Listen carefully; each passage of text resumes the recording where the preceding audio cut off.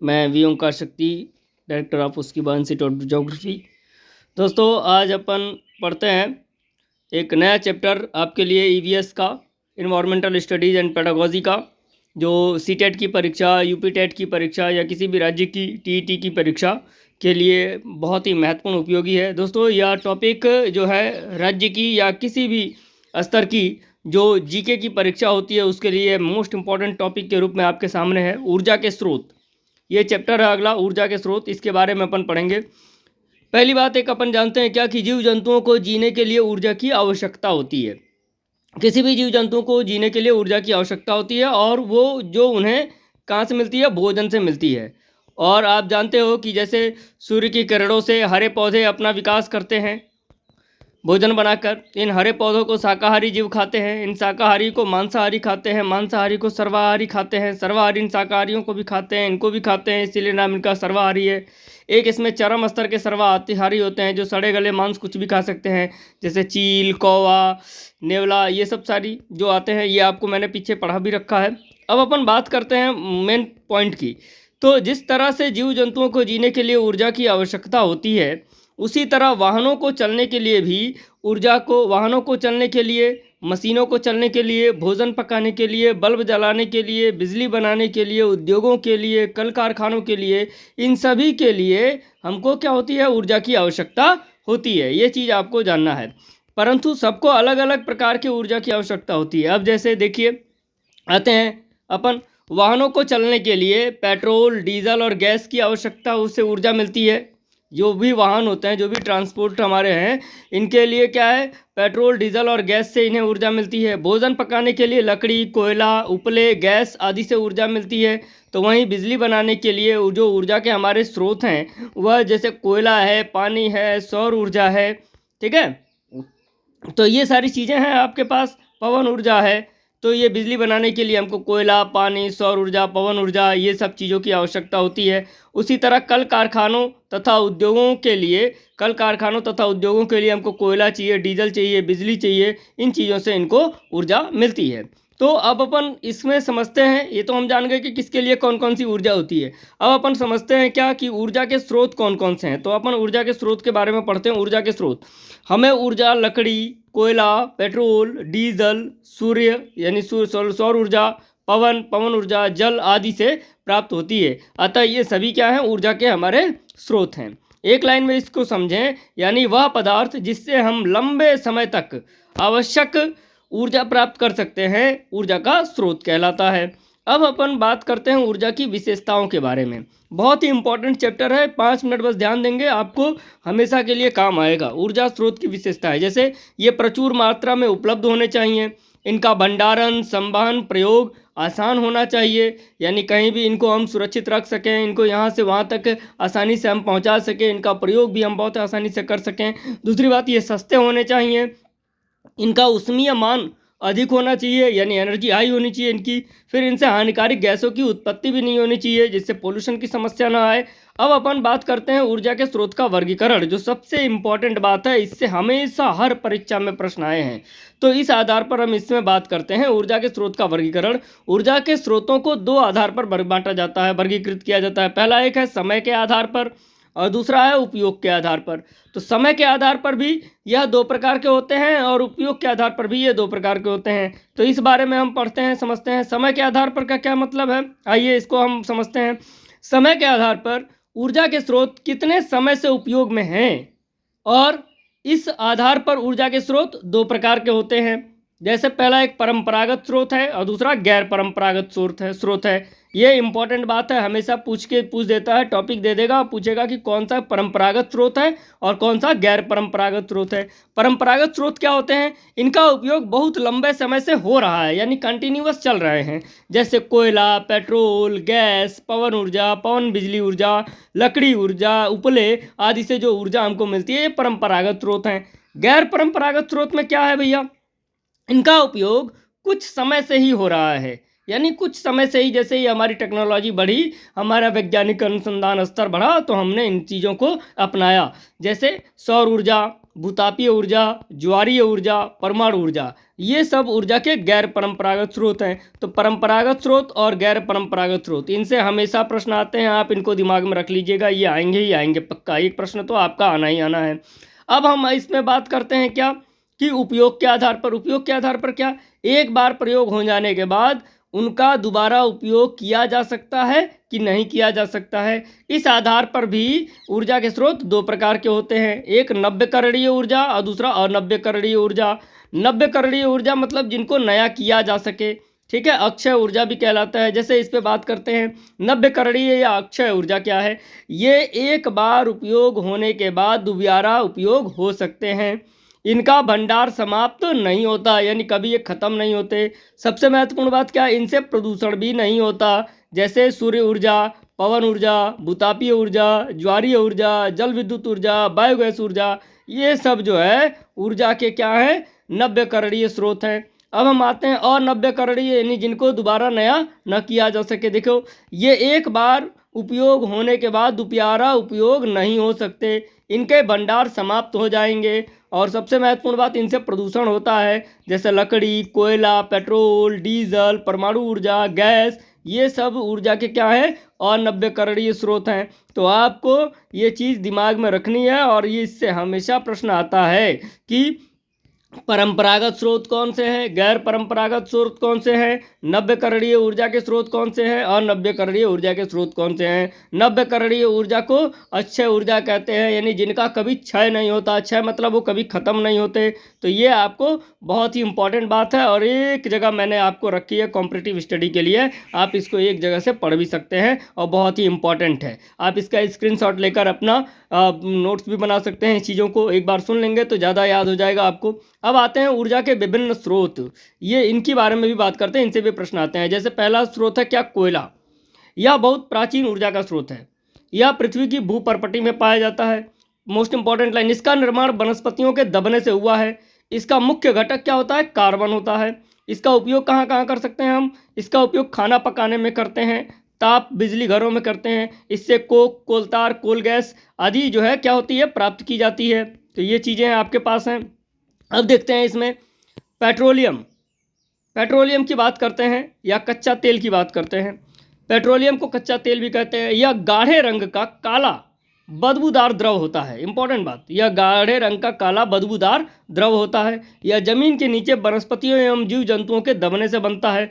इससे कई सारे उत्पाद मिलते हैं, जैसे मोम मिलता है, स्नेहक मिलता है, स्नेहक बोले तो ग्रीस होता है, डीजल होता है, मिलता है, पेट्रोल मिलता है, मिट्टी का तेल मिलता है, गैस मिलता है, मिट्टी के तेल को केरोसिन का तेल भी बोलते हैं। ये चीज़ आपको समझ लेनी है। अब जो इसकी सबसे मोस्ट इम्पॉर्टेंट बात है, जो हमेशा प्रश्न में बनती है, उसको बोलते हैं, इसे यानी पेट्रोल को क्या काला या तरल सोना भी कहा जाता है। इसे हम काला सोना कहते हैं या तरल सोना भी कहते हैं। ये इंपॉर्टेंट बात है आपके लिए, इसको आपको जानना भी है कि जो हमारा ये पेट्रोलियम या कच्चा तेल होता है, या काला सोना या तरल सोना भी कहलाता है। हर बार परीक्षा में यह आया है। अब अपन बात करते हैं द्रवित पेट्रोलियम गैस की, एलपीजी की। Liquefied petroleum gas, LPG full form इसका है द्रवित पेट्रोलियम गैस। यह दाब पर द्रवित की गई पेट्रोलियम गैस है। यह रंगहीन, गंधहीन तथा ज्वलनशील होती है। ठीक है, रंगहीन होती है, गंधहीन होती है, ज्वलनशील होती है। इससे प्रदूषण नहीं होता है। मोस्ट इंपॉर्टेंट लाइन, एलपीजी, इससे प्रदूषण नहीं होता है। अब हम बात करते हैं आगे की संपीड़ित प्राकृतिक गैस की। संपीड़ित प्राकृतिक गैस क्या है, यानी सीएनजी क्या है, कॉम्प्रेस्ड नेचुरल गैस। तो यह प्राकृतिक गैस को उच्च दाब पर दबने से प्राप्त होती है। यह वाहनों में ईंधन के रूप में प्रयोग की जाती है। इससे प्रदूषण नहीं होता है। इंपॉर्टेंट बात है, क्योंकि इसके जलने पर धुआं नहीं निकलता है। ये इंपॉर्टेंट बात है। ये जो प्रदूषण नहीं होता है, ये आजकल के लिए अक्षय ऊर्जा के स्रोत हैं, और इनको आवश्यकता है हमारे पास। अब हम आते हैं जल विद्युत या पन बिजली ऊर्जा से बात करते हैं। जल विद्युत या पनबिजली ऊर्जा क्या है? नदियों के ऊपर बांध बनाकर जल को इकट्ठा किया जाता है। इकट्ठे किए जल को टरबाइन पर गिराया जाता है। यहाँ मान लीजिए एक टरबाइन है, तो यहाँ पर जल को इकट्ठा किया गया है। यहाँ से एक लंबी पाइप लगाई जाती है और यहाँ से जल को बहुत ही प्रेशर से भेजा जाता है और टरबाइन पर ये जब जल की धार पड़ती है तो टरबाइन घूमती है और फिर इससे बिजली प्राप्त होती है। ये आप कहीं जाकर डैम वगैरह के पास बहुत आसानी से इन चीज़ों को देख भी सकते हैं।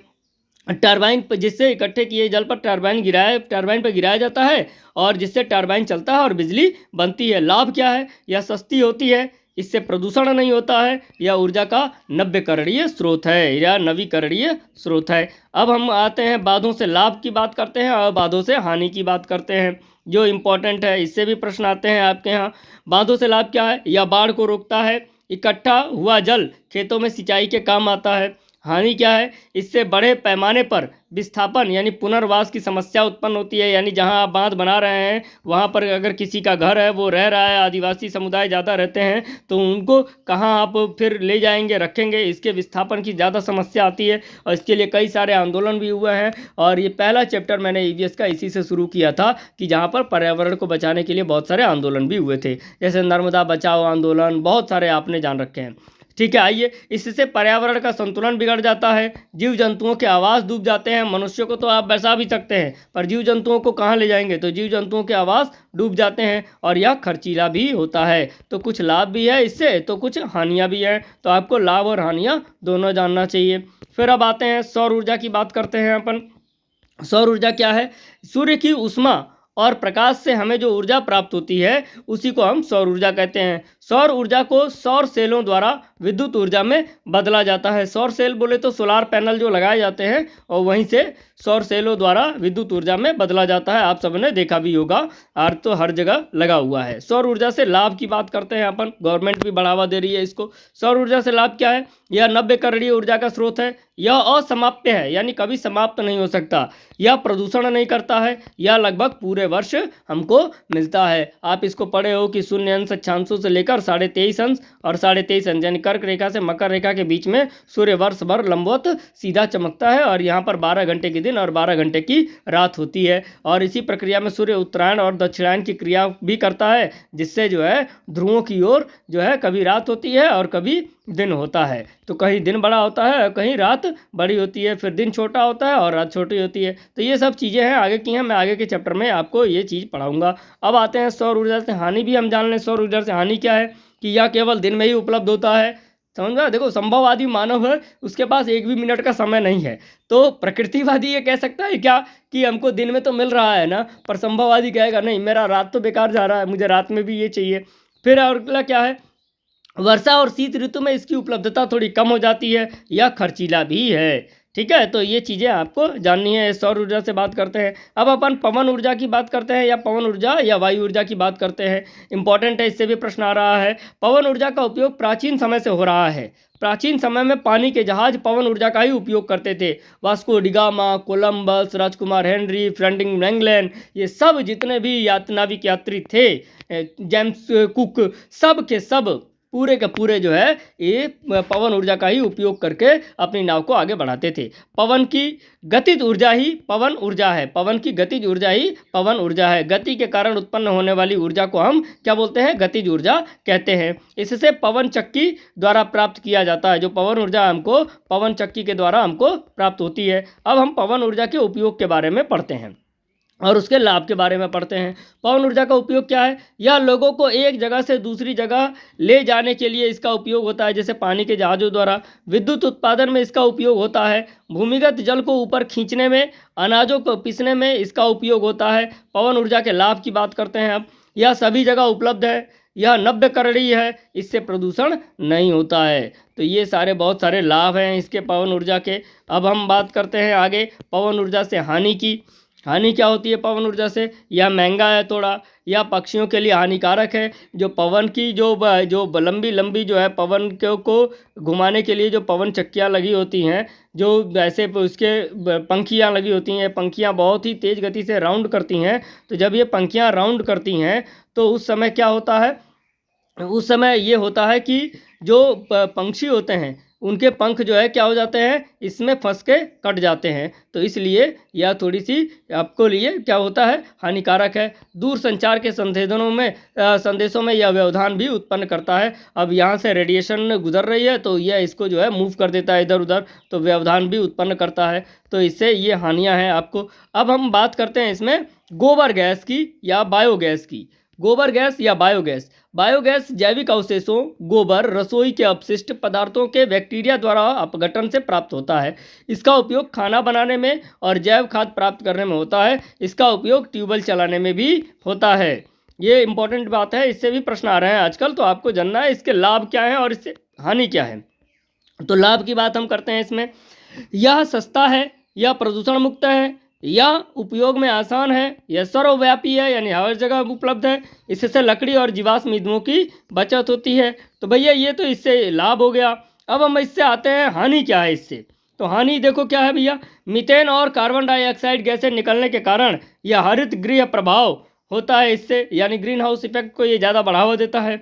इसके लिए नियमित रख रखाव की ज़रूरत होती है। बड़े शहरों में गोबर की प्रचुर मात्रा नहीं मिलती, इसलिए वहाँ इसको लगाना उचित नहीं है। तो ये इससे सारी हानियाँ भी हैं। तो आपने देखा इन ऊर्जा के स्रोतों के बारे में, और यही ऊर्जा के स्रोत हैं जो बायोगैस है। इनके बारे में आपने जाना, लाभ हानि सब कुछ जाना, पवन ऊर्जा के बारे में जाना, उपयोग जाना, कब कहाँ होता है ये भी जाना, सौर ऊर्जा के बारे में जाना, फिर उसने आपने जल विद्युत ऊर्जा, पनबिजली ऊर्जा, संपीड़ित प्राकृतिक गैस, एलपीजी के बारे में जाना, पेट्रोलियम के बारे में जाना, कोयला के बारे में जाना, परंपरागत, गैर परंपरागत, नव्यकरणीय, अनव्यकरणीय, अक्षय ऊर्जा, इन सब के बारे में आपने जाना। सस्ता महंगा ऊर्जा के स्रोत कब कहाँ कैसे मिलते हैं, ये सब इनके बारे में आपने इनको जानने का प्रयास किया। तो दोस्तों ये बहुत ही उपयोगी चैप्टर है आपके लिए और किसी भी प्रतियोगी परीक्षा के लिए बहुत ही उपयोगी है। आप मुझे 9839445099 पर मैसेज करके, व्हाट्सअप करके मुझसे इसका PDF भी प्राप्त कर सकते हैं। अगर ये आपको पसंद आया हो थोड़ा सा भी, या आपके जीवन में थोड़ा सा भी उपयोगी आया हो, तो ज़रूर लाइक शेयर और सब्सक्राइब करिएगा। अधिक से अधिक दोस्तों को शेयर करिए ताकि अधिक से अधिक युवा इससे लाभान्वित हो सके। और बहुत सारे यूट्यूब चैनल हैं जो अनर्गल बहुत सारी चीज़ें प्रस्तुत करते हैं। मैं ये नहीं कहता कि सभी खराब हैं, पर जो भी अच्छा है उसका आप चयन करिए और उसको आगे प्रमोट करिए। बहुत बहुत धन्यवाद।